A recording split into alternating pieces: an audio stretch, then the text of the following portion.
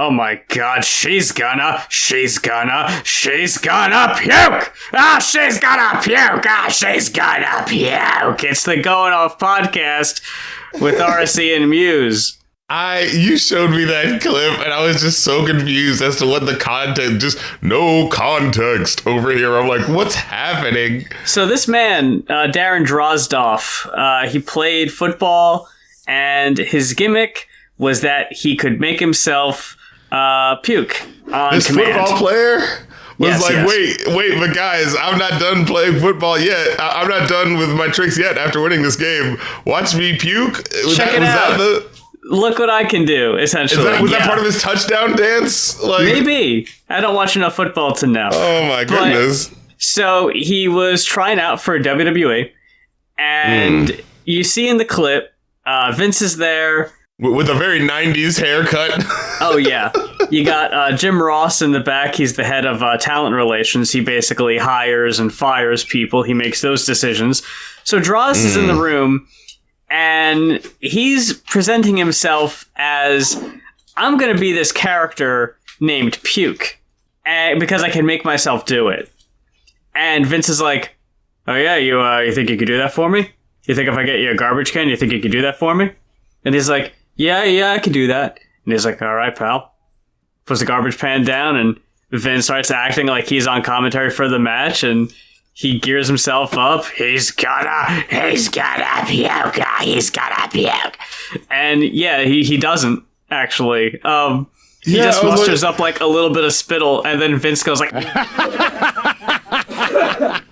It wasn't that funny, but... Yeah, it's such a bizarre, 90s, yeah, man, it's happening, 90s in your face, It's because it was the first thing I thought of when we're looking at the album The House of P.U.K.E. by Payday. Oh my lord, when I saw this, I was like, oh no. I had that, is this gonna be another Sesame Street Gangsters? Is this what we're getting? Is this some fucking Adult Swim cartoon music that they got from Newgrounds or something like that? You know what's funny? If we're just going to go ahead and get right into it, because why not? We're talking about Payday and the House of Puke, which is an acronym, and I don't know what it stands for, but it's requested by Hannah, so thank you, Hannah, for your request. And I think it's very funny that you bring up Cartoon Network, because I actually got reminded a little bit of MC Chris, who did some voices on... C-Lab, and of course MC P-Pants on Aqua Teen Hunger Force. I have no idea what Payday's deal is. I've never heard of her before. Yeah. Now. The kid, adult, The album art left a lot to be desired because it looks like it's Microsoft Paint.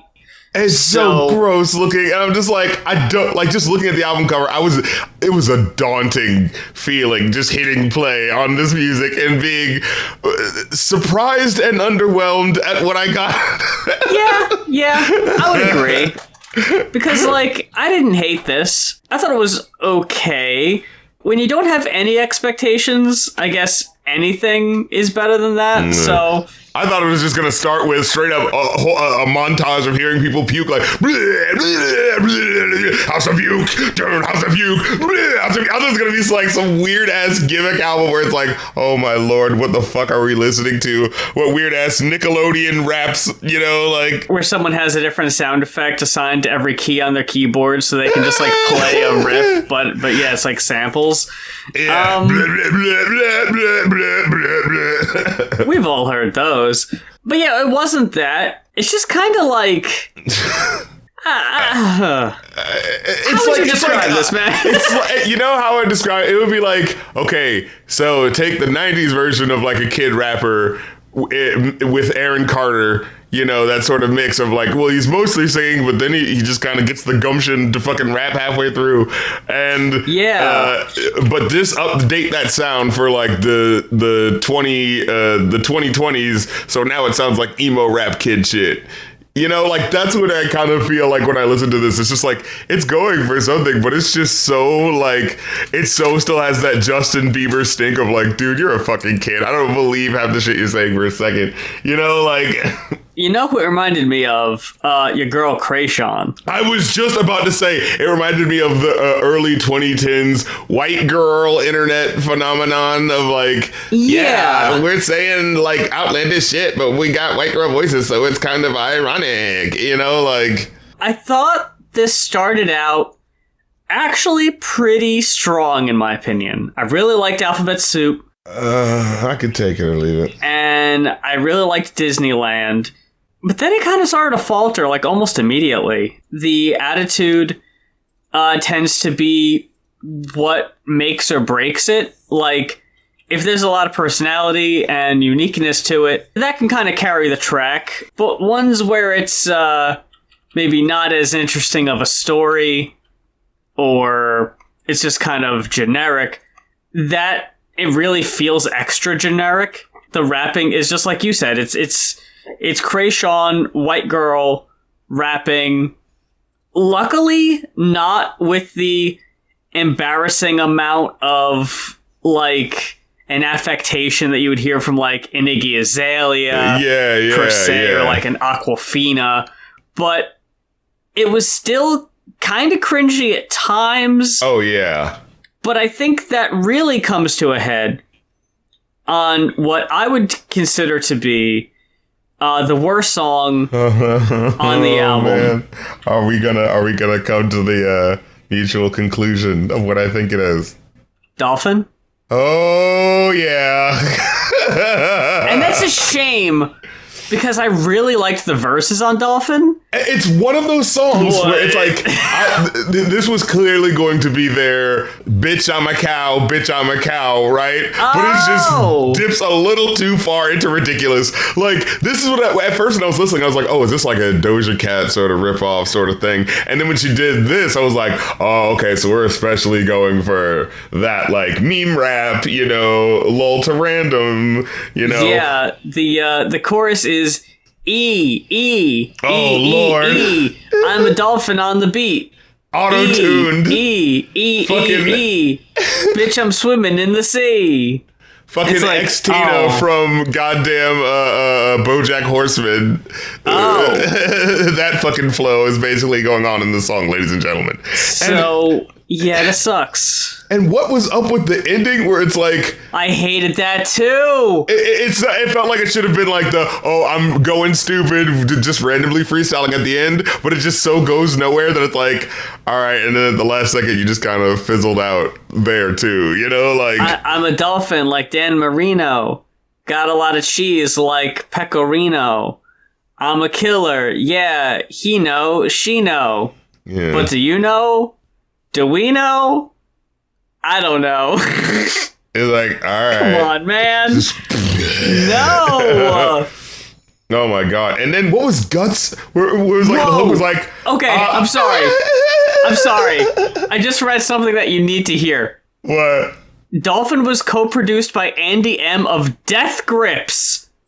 Get the fuck out of here. What? Well, you know what? That explains why it's the most interesting thing on here, at least. What the fuck? I had no idea of that. That's amazing. Honestly, when I scroll down a little bit, that song is tied to me worst with Meow God. I actually liked Meow God. Oh, what in the world was going on with that one, though? That was the most where I was just like, okay, this is Krayshawn shit. Oh, no way. I actually really liked that one. Because at first it sounded okay, where it's like, when I die, they'll know it was all imaginary. They'll say, Poppy got a job. I make it sing like a canary. I don't want your feature. I don't want to have to carry you. All my friends are ghosts, and I don't want to have to bury you. Please don't get too close, because I don't want to have to marry you. Something in my head, I'm thinking, what would Bloody Mary do? It's like, is this threatening? Am I trying to be the badass? Am I trying to be the...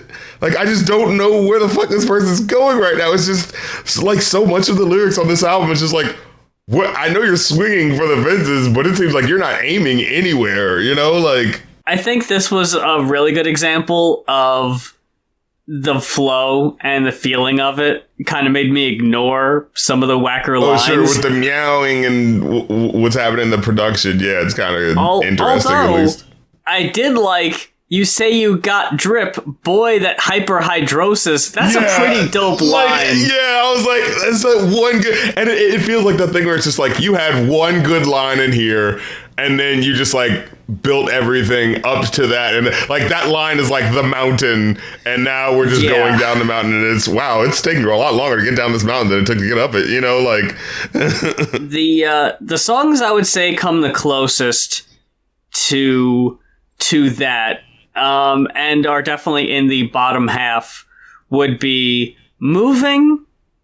I thought it was a fun enough track, but it wasn't nearly as captivating as the previous three. Again, these felt like songs that could be on like a modern movie on, I don't know, Netflix, New American Teen Sex Comedy or something like that. This is like playing in the background of like, you know, something starring one of the kids from Stranger Things trying to break out into a more, you know, salacious role. You know what I'm saying? Here's Finn Wolfhard, and he's going to make a lot of dick jokes or some shit. Moving, then Party. What was Malang? What does that word even mean? That was a character in a cartoon. I'm Mulang, and you're P.U.K.E. Mulang and P.U.K.E. are a duo within the Mulang franchise. It's like a little... It looks like Hello Kitty style artwork. It's that kind of thing. Is he referencing Tinky Winky and shit type of characters? Like, is this what we're doing right now? Let's not act like fucking Lil Nas X didn't write a whole goddamn song called Panini about a character from Chowder. But look, it's you made that sound cool. Than you think. You made that sound cool, though. That's the thing, right? Like, you gotta make it, hey, Panini, don't you be in me? You know, it's so like, oh, come on now, don't be so mean. You know, it so gets you in that way, where it works in that childish, fun way. With this, there's some charm here. But I definitely thought Mulang was one of the more charming cuts. Yeah, like, it's okay. You know, I think this was early on when I was still just kind of like, just surprised that it wasn't like, you know, novelty puke rap shit going on. So it was actually like competent. Yeah. Like, oh, this is something. Okay. And my thing about it was like, the thing about it is, it's like, it's very competently produced. But what in the fuck is they talking about half the time? Like, you know? I agree in that capacity, because even like this ended with a fucking thud, unfortunately. Yeah. With shout out Soulja Girl. Oh my god. And IDC. I was just like, man, you really just faded out with this. It felt like there were two different artists. It felt like there was one artist who's the I'm trying to emulate early 2000s, R&B singer, B.U.K.E. or Marion or something like that. And the other side was like, but I want to do Lil Wayne from the early 2000s. And then they got in a Freaky Friday thing or a fucking, what's that thing, the Fly thing where it's like, and they like fucking splice together. Like, oh no, but this rap album's due next week. Like, you know, and they're like arguing over like which track to do. Like, you know? Because I thought the vocals on the first few cuts were like, whoa, this is better than I was expecting. Like, damn, okay. Very interesting, unique sound anyway. But then, the ones that are a little bit more, like I said, mid, they feel extra mid when you're kind of used to the delivery. That kind of shock has worn off. And if the tracks aren't really about anything interesting, like Little Green Car, or the ones I mentioned before. Fucking Guts. Where it's like, I'm not in love because I'll never be, but I love you more than me. And then in the hook, it's like, I love you totally. And I'm like, well then, which is it? Am I the cold-hearted player or the fucking I love you so much? Like... I thought it was a sweet track, but it really didn't hit me like that. But I did like, and I wish Payday would do this more throughout the albums. There were little parts in the refrain where she was actually like going for the singing vocals, right? And I was like, whoa, okay. Yeah. Like there's a lot of talent. This feels like a legit song. Like, yeah. Yeah, there's a lot of talent on display. And it's like, I want to hear more, I think. You know, like... right, like there's some person... Oh, perfect example, Big Boy. So this is the track where I was just like, okay, maybe this person's just like, you know, a gender queer, just like gender fluid, they don't give a fuck. Because they just keep going like, oh, boys rule, girls drool, but then it's like, oh, but then I'm the cool girl with the Hello Kitty backpack or something like that. And I'm like, okay... I guess it's just whatever. I don't know, like, dude, you know. But and if it was more like just confident in like with the direction, it would hit a little harder. Because it's like there's like some jokes on here where it's just like kind of funny. Where it's like, oh, this is where the song ends, right? No, but I'm keeping going. And it's like, oh yeah, I think I got it. Like I remember getting a bit of a laugh out of that, and then be like, oh, it ends here, right? Like, yeah, no, but anyway. See, the thing is, I would have bought into that. But at no point when she did that, did it feel like the natural ending point of the song? It was like clearly too early. Like, yeah, it was like halfway through a verse. It's like, I would never think the song would be over right here. I don't know. Like, remember when Eminem did the, like, you know, I'll kill you. I ain't done to say the chorus. I ain't even drinking the wins yet to pay the floor. Yeah. Like, that was a good, like, flip. Because, like, oh, the song had gone on for 8 bars. And maybe it came back, you know? Like, yeah. I'm enjoying the tone of how it feels. And then as soon as I think about it for a second, I'm like, wait, but did that make sense? Like, it's like, oh, if you think any different, then you're going to get smacked flat back on the floor. And if you get mad, I'm going to call you a whore. Huh, nice. Love it. Feminism. I only like parties when there's men up in them. And I'm like, I think that's funny. Like, you know, like... I was about to comment on Big Boy, because that one kind of confused me. Like, I think they were going for a commentary there, but I didn't really get it. Yeah, love it. Feminism. Like, that would have been a dope bar if it made more sense, I guess, in the context of what was happening, but I was confused. Yeah. Okay, so is she doing a... And I hate to remind people of this, but remember the song The Man that Taylor Swift did? Putting on the air of the guy to take the piss out of guys, or not? Like, yeah. I was just kind of confused by that one, so I didn't really know how to feel. I thought it was one of the better ones overall anyway, but yeah, I would have liked it more if I was more sure of what was happening. Like, it sounded like that bizarre SpaghettiOs music, commercial music that, like, you'd hear in, like, Lil Uzi Vert songs, you know? Like, and it's one of those things where I was just like, this is silly, but if they stick in the landing, I could see enjoying this. That's how so much of these tracks feel like. It's just like, this is weird, but I'm ready to jump in, but then they just kind of land on their face and don't really deliver, you know? I thought Cry was all right. Get so heated, start steaming like a kettle, bright red cheeks, dripping tears on your freckles. I know life can be stressful, even the rock can feel like a pebble. Yeah. I thought that was okay. But then you're not feeling it? You need tissues for your itch. I was like, no. How do you expect me to listen to this fucking seriously? Come on, like. And I thought Jack Boy on Beam 2 was okay. Okay, what in the fuck was this weird ass sound like they're sampling an inspirational movie from the 90s, like, you know, but with trap raps beats remixed over it. Like, they're trying to do the, oh my god, hip-hop. You never thought hip-hop and classical music could be blended together. But it's just so, like, this doesn't fit. This is too much. It reminds me of that Kanye West song. I think it was on his second album, where it was like Ride Slow or something like that. Where, do you remember with like Cameron on it or something like that, where it sounds like they're doing like, oh, you know, rap and like, you know, orchestral music, but it ends up sounding like this weird, like, Down on the Farm. Like, I don't think I remember that. Like, how you gonna keep Kanye down on the farm? It's like, this isn't working. I guess it just didn't click the same way for the both of us. And then what was he saying? You light up my heart like a clock with a beam? Like, what is this halfway trying to do gangsta thug poet imagery, but also trying to do a love song, girl? It's just so, like, halfway in it. It's just like, like, Jack Boy's not bad. I don't remember him feeling that bad, but it just feels so awkward. This feels like it's supposed to be heartwarming, inspirational, you know, Grammy-nominated music, but then you're rapping these, like, girl, I love you bars, but with this hardcore edge to it where it's like, what is going on? So, what did you give this overall? I gave this a 2 out of 5, a generous one. I actually walked away with a 3.5, which I know you're wow. gonna. Yeah.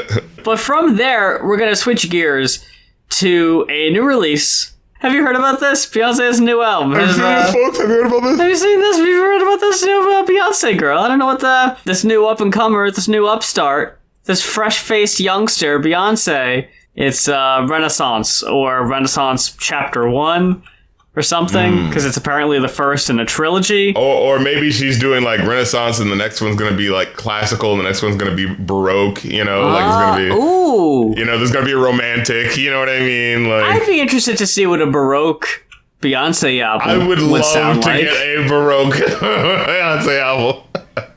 My rating will reflect that Muse really dug this. And on paper, you could be led to assume that. Because generally speaking, I did.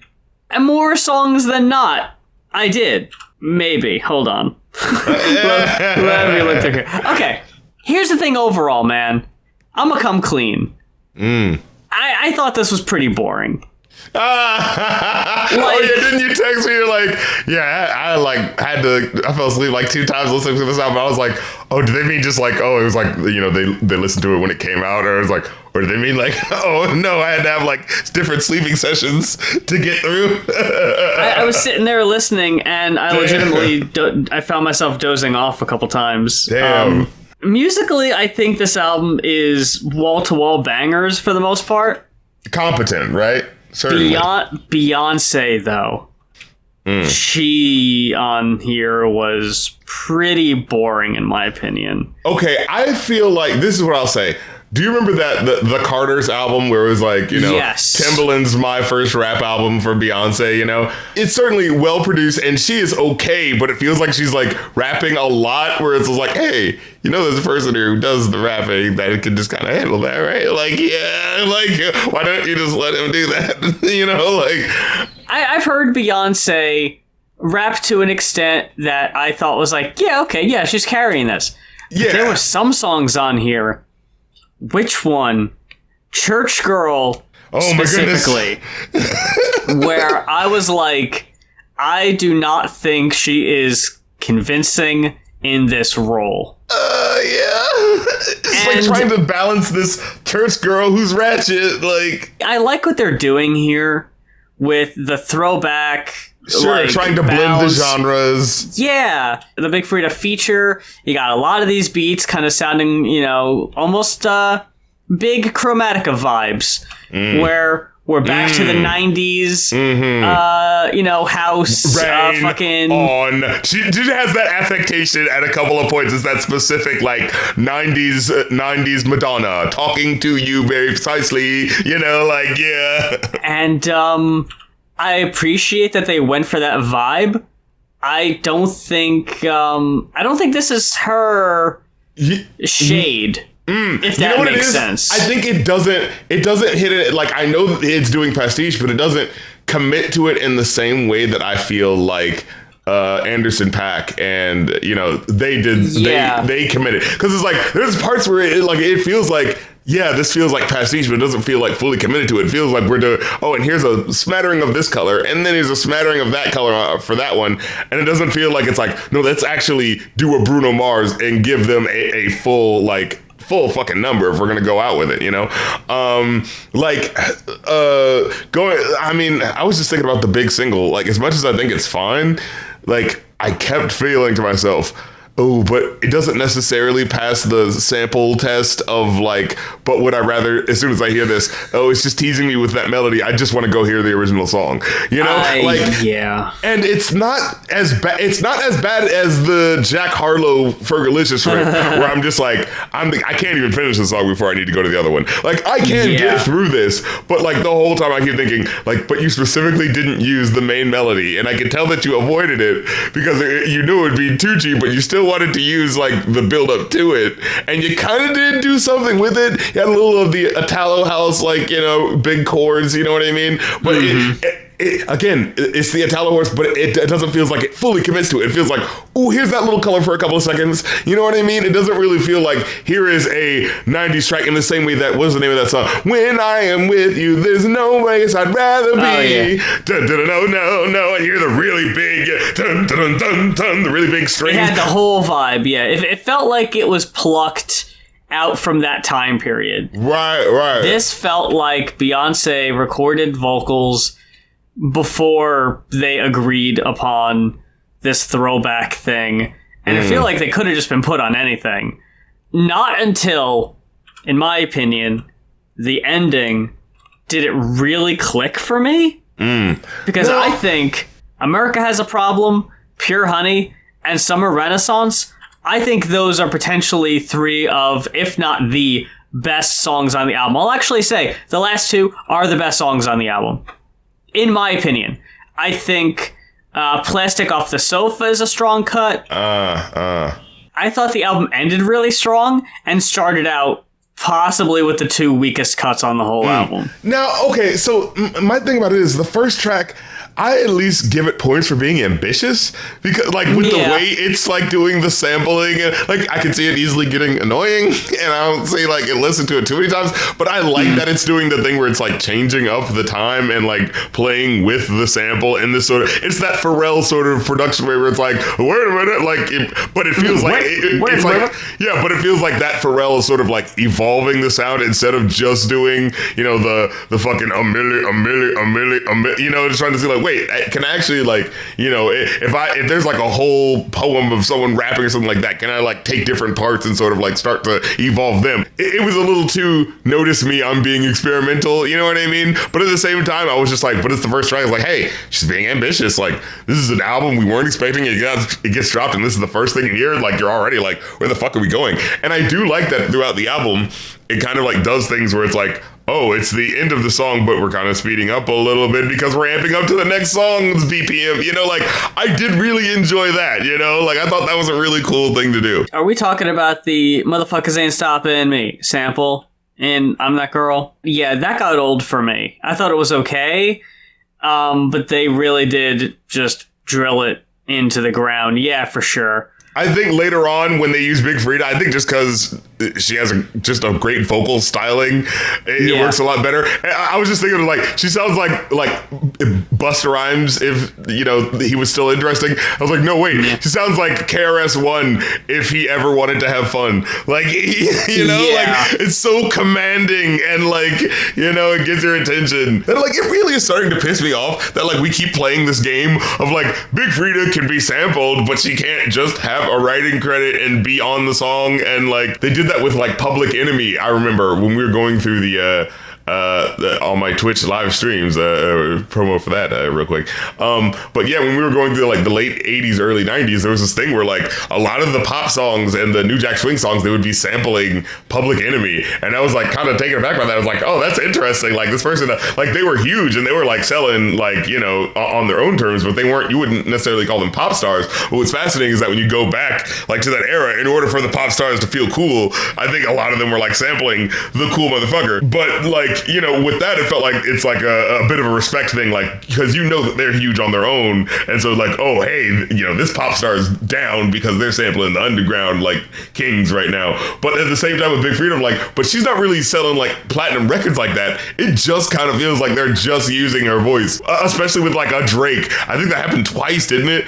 But it's never, she's never in the music video, you know, she's never like featuring this person, you know. Oh, no. Yeah, 100%. It's using the vocalist from the Weather Girls.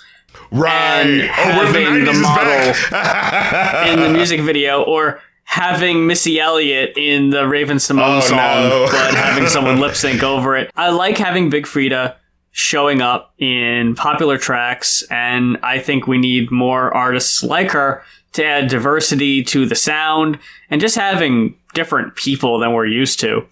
But I can't help but feel like she's the cheat code that everyone uses for credibility when they can't produce the sound that's authentic enough that it doesn't just sound like a cheap knockoff. When you have Big Frida on there, it grants you that credence that, like, oh, this is legit. This is authentic because Big Frida's here. I wouldn't be so bothered by that, but it really does feel like people don't know any other Bounce artists. So it's like, well, let's just get Big Frida.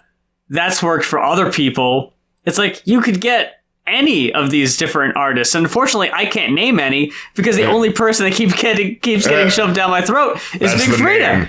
And there's got to be other ones, right? Like, this is thinking she can't be it. And it felt the same. Yeah, like, is she the only one keeping that genre, like, existing? No fucking way. Then that's it's just impossible. One artist, then. Like, one artist can't be an entire genre. We were talking about, man, it would have been great if Lady Gaga featured musicians from the 90s house period, you know, to feature on these cuts. And honestly, in hindsight, I don't think they needed them. Like, I think there's a lot of cuts on Chromatica that still stand up. And maybe at the time I thought maybe just to, like, seal the deal that they could have used more of an authentic flavor or, like, someone else, you know, just to mix it up a little bit. But I think they stand alone on their own. I remember feeling like the Elton John cut was a little wonky, and the Sour Candy, the one with the K-pop group, it felt like they weren't really, like, cohesive. Yeah, it felt like they could have been a little bit more of, like, actually working together to make a track on it. You know, it felt like, oh, I'll just send you the lyric. You know what I mean? Like, if you were to be like, I need somebody, I mean, even though Lady Gaga's queer herself, but to be like, oh, I need a queer artist to make this authentic, shortlist, who am I going to get on here? Elton John, Phil's Cheat Code. That's a cut that I skip because I still don't really like that song. But when I go back to this album today, when I re-listened to it, I had to re-listen to like half of it to just be like, how did this song go again? Because they really didn't stick with me, unfortunately. Like, a lot of these didn't. They all just kind of run together because when I say Beyonce is boring, I couldn't tell you the difference between this song and this song about what they're about. Yeah. If you look on Genius, it says this album is about how Beyonce felt dealing with COVID-19, because we're still dealing with those kind of releases, and about self-love and all that. And it's like, that just feels like a Beyonce album to me. Yeah, like, we've had these. Now you're just painting it in a, well, now it's Beyonce talking about how she dealt with the pandemic. It's like, look, man, if we're talking about Beyonce just having fun, remember that song 7-Eleven? Sure. It was like, my foot up, yeah, I got my foot. And it's like, yeah, that's just Beyonce fucking around. That felt more authentic than this album, because here it felt like she was trying to put on a costume to try to fit in with this style that she didn't ever do. There's one cut on here that felt like a throwback to like Destiny's Child kind of vibes. And I was like, that's where she sounds natural, because that was a style, a sound that she did and that she mastered. Yeah, exactly. But when she tries on this other costume of this throwback style that she never really took part of, she said this album was a tribute to, I think, like, her brother or cousin, I forget who, but they died of HIV, but they were someone who, like, was really influential in introducing Beyonce to the genre. It might have been her uncle, because she brings them up at one point. Okay. Yeah. And it was like, wow, yeah, that's really cool. That's nice. But it definitely does feel secondhand, in my opinion. Yeah, you know what it is? It felt like, remember the Donald Glover album? Awaken My Love, where it also kind of felt like, this is cool that I guess that you're doing something a little different in a different genre, but it feels like I'm putting on my dad's shoes. Yeah, like, I still haven't revisited that album since we reviewed it. I completely forgot about that thing.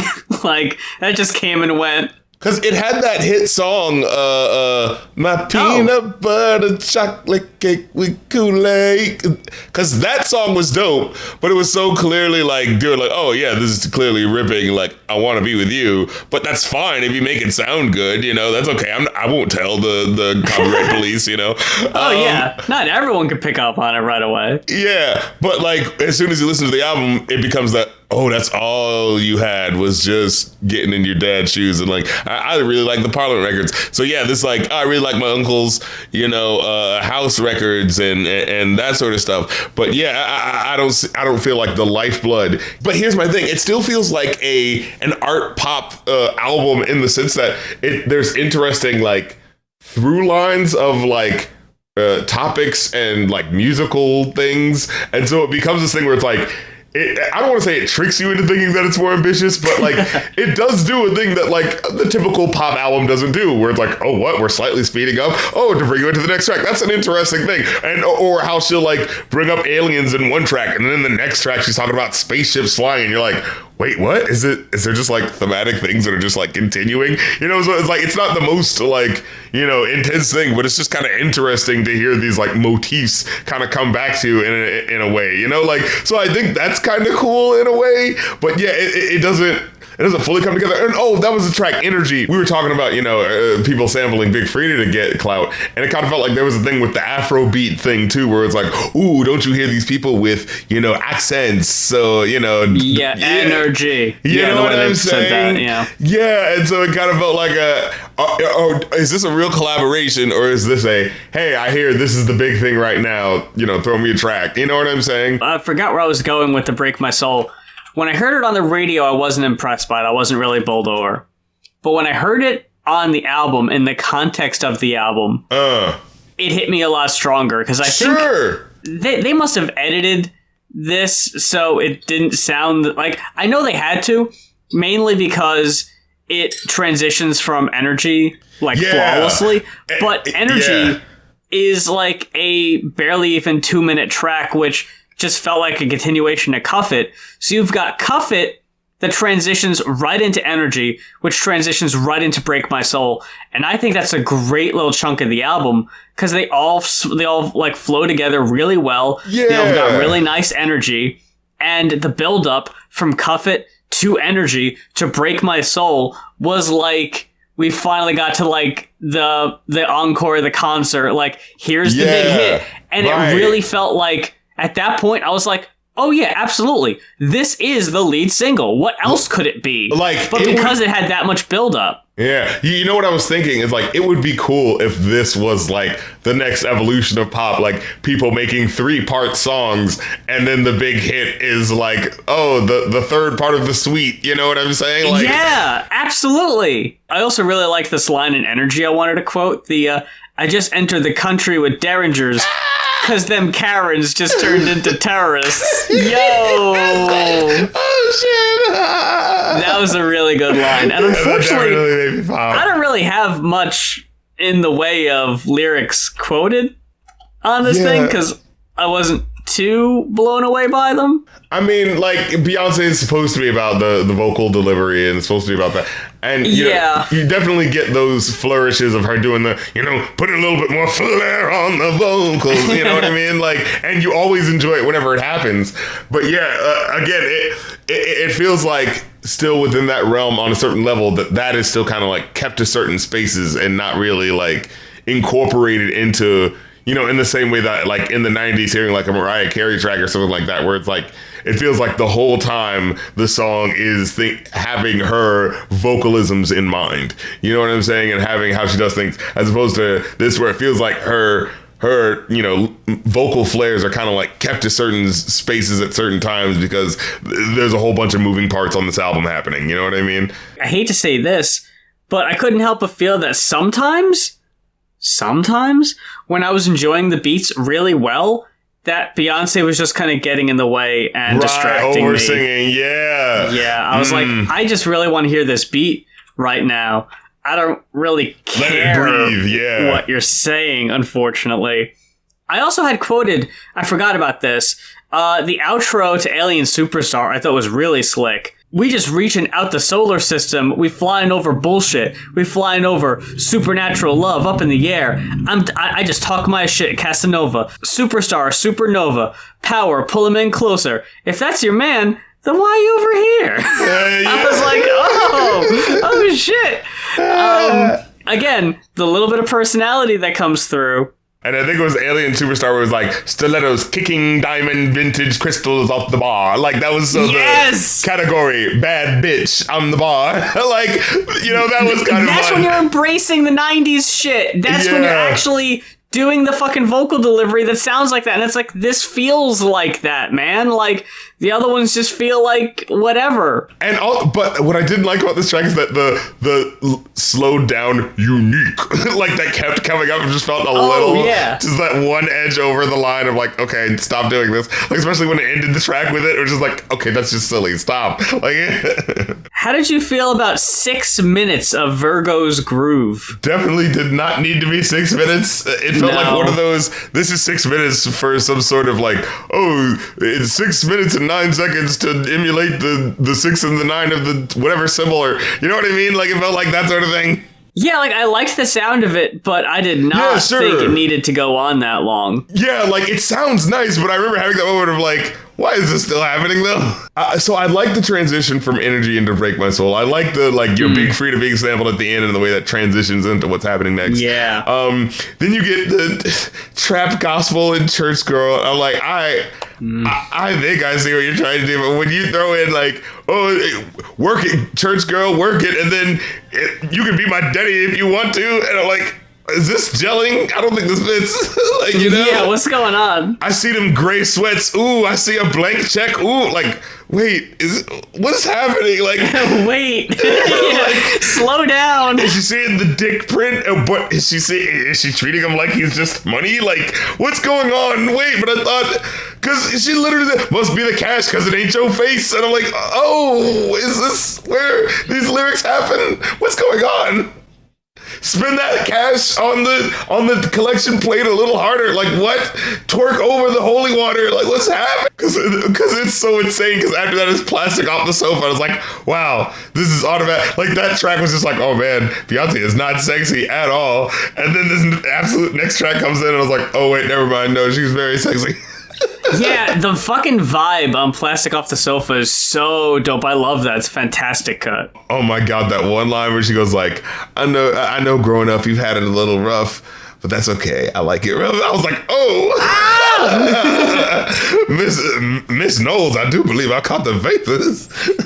Although, I thought that was kind of awkward. Like, yeah, I don't know how those two lines... Just don't think about it.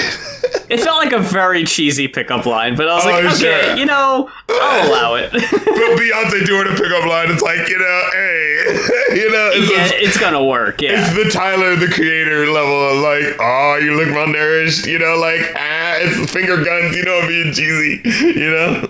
Now, we got Move featuring Grace Jones. I don't know where she is in this. She's in it. Like, if you hear the one, you know, older woman sounding like a growling tigress, that part is her. Oh, okay. I think I know what you mean. But she's like, not like, she doesn't have like a verse, but she's like just kind of like peppered throughout the track. Just kind of sound, I thought it sounded like a sample. And maybe that was just Grace. Okay. But it sounds so much like what... You know, her, it doesn't sound like her from the 80s. Like, it sounds like, oh no, this sounds like they recorded her last week. Like, you know. It's either Move or Heated that people are talking about now because Beyonce had to take a word out of it. It might have been When I Dozed Off, but I don't think I noticed it. Was it like a thing with Lizzo? Yeah, she used the same word. She used the same ableist slur, which is weird because, yeah, like you said, Lizzo used it and people were like...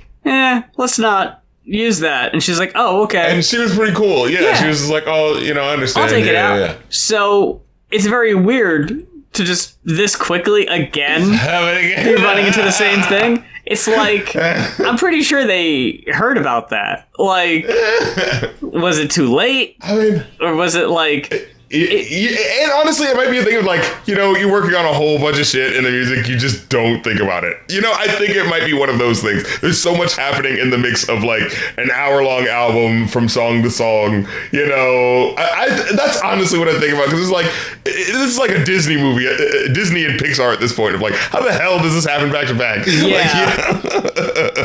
Like, Like, there's no way they planned that. Like, that would be the dumbest thing to plan for, you know? Oh, like, yeah. I've got it.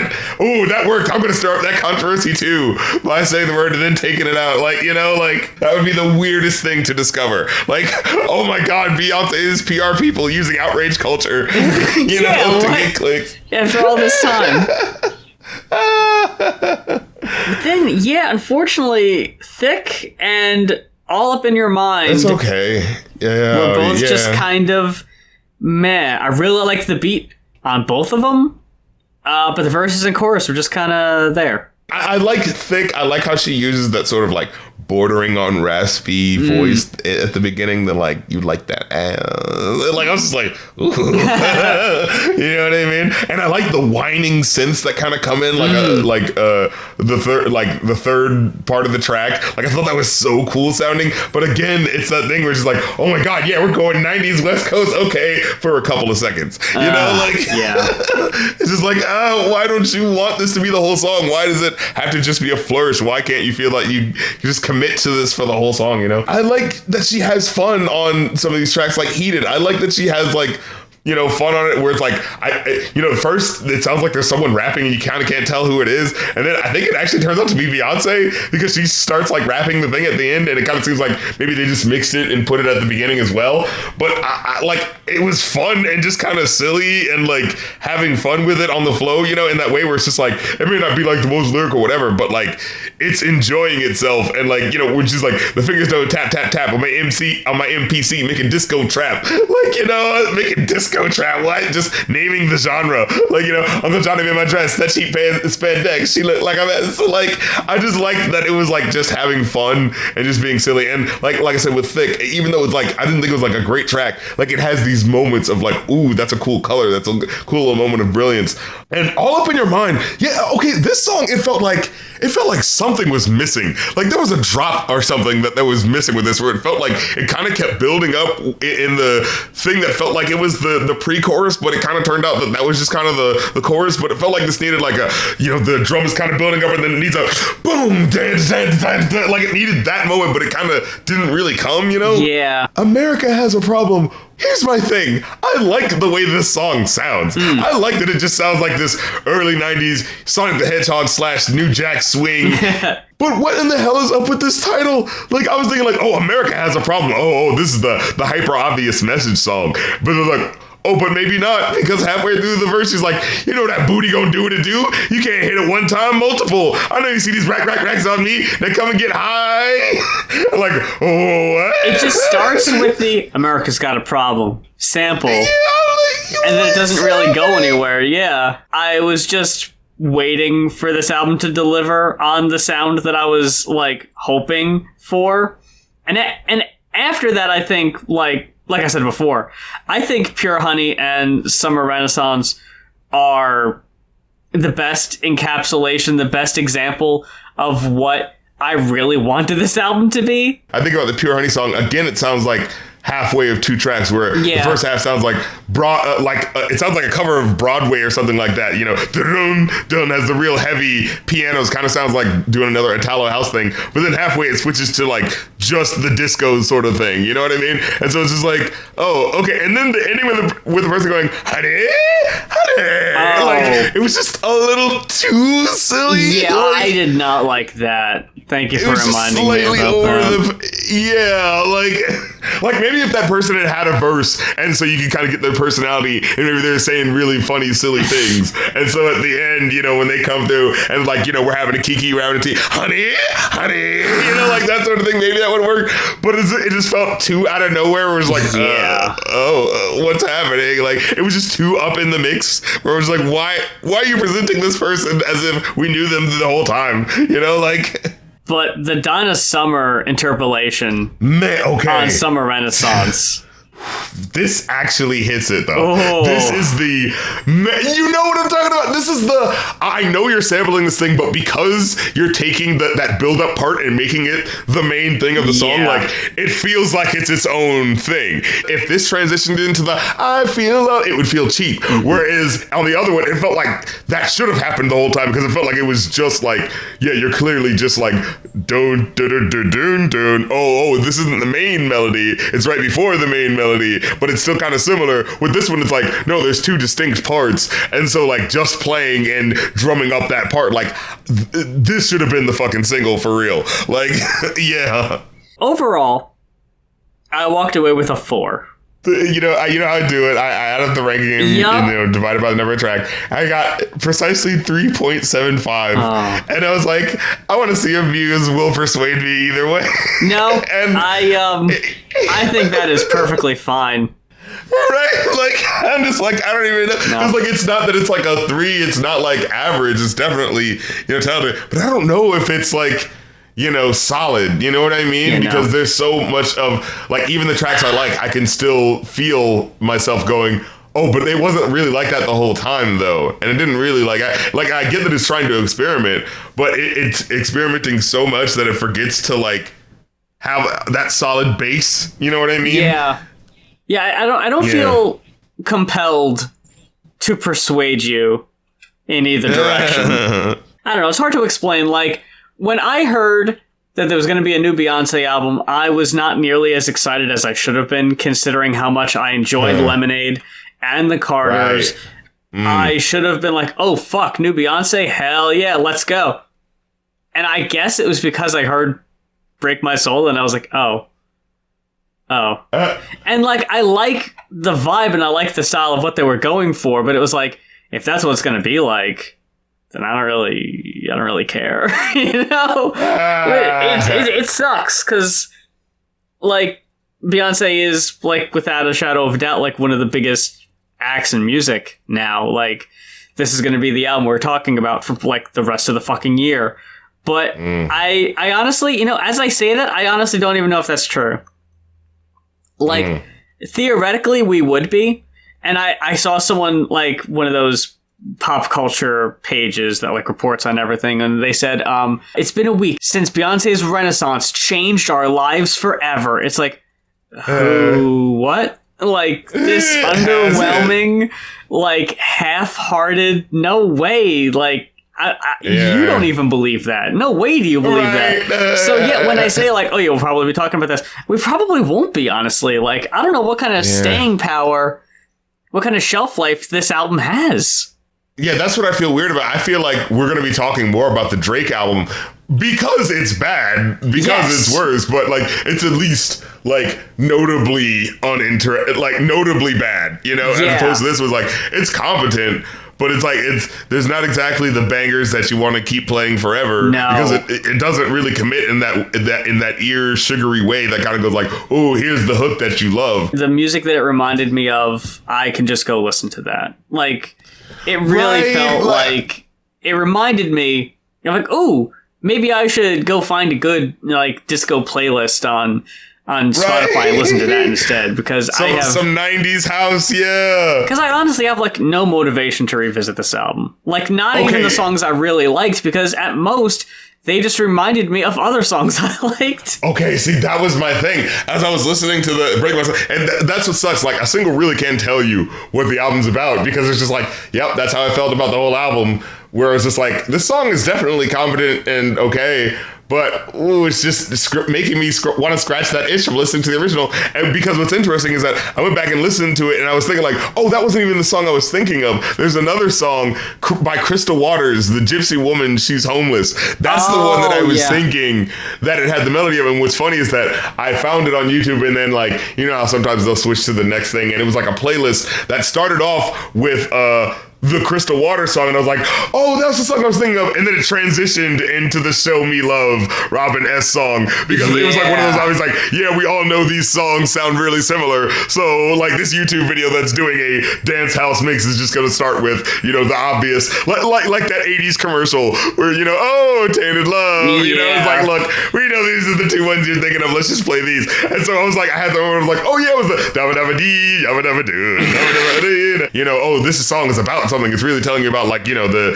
rotten decay in the big city, you know, but there's that certain other level of like, you know, kids, you know, listening to this big hit song, they're going to just do the annoying because it's so clearly right for that. But then when you get this In Living Color parody that so just keys in on that and just does that, it just hits it, yabba dabba doo, yabba dabba doo. Like, God damn it, you know, the Flintstone thing. She's fucked. Your song's ruined now. Yeah, like, yeah. She has to have the Duff Dry moment of, well, my career is over. That's the end of me. They got your number on that one. Yep. Like, no one's gonna take this song that was about, you know, rot in the inner city seriously anymore, because now it's the Yabba Dabba Doo song. You can't deny it. It's like, fuck. She goes up on stage to perform it. She accidentally slips into the In Living Color version. Just has that moment. Never lives it down. Drops the mic. It's on MTV, you know. She's doing it at a charity benefit concert for the homeless, sadly enough. And it overshadows, you know, the whole, like, intention. Just has to do the Ashley Simpson dance off stage. No. Like, well, I'll see myself out. With that said, if you're wondering why we talked about something as seemingly random as House of P.U.K.E, I'll tell you why. It's because it was requested by a viewer. And if there is an album that you would like to hear us talk about, you can request an album as well. And it's as easy as heading on over to Ko-fi, that is ko-fi.com/goinoff, that's GOINOFF.